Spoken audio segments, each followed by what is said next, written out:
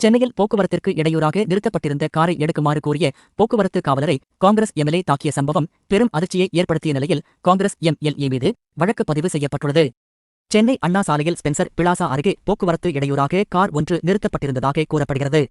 அந்த கார் மயிலாடுதுறை காங்கிரஸ் சட்டசபை உறுப்பினர் ராஜ்குமாருக்கு சொந்தமானது. போக்குவரத்துக்கு இடையூறாக நின்றிருந்த காரை போக்குவரத்து காவலர் பிரபாகரன் அங்கிருந்து எடுக்குமாறு கோரியும் காரை எடுக்க எம்எல்ஏ மறுத்துள்ளார். போக்குவரத்து காவலருடன் எம்எல்ஏ ராஜ்குமார், அவரது ஆதரவாளர்கள் வாக்குவாதத்தில் ஈடுபட்டு அவரை தாக்கியதாக கூறப்படுகிறது. காங்கிரஸ் எம்எல்ஏ ராஜகுமார் போக்குவரத்து காவலரை கன்னத்தில் அடித்ததாகவும் கூறப்படுகிறது.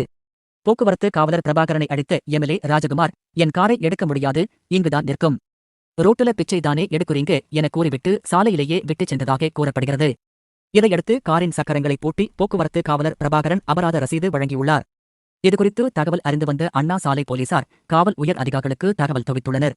இதுகுறித்து விசாரணை நடத்தினர். இந்த நிலையில் போக்குவரத்து காவலரை தாக்கிய சம்பவத்தில் காங்கிரஸ் எம்எல்ஏ ராஜ்குமார் மீது 3 பிரிவின் கீழ் போலீசார் வழக்கு பதிவு செய்துள்ளனர்.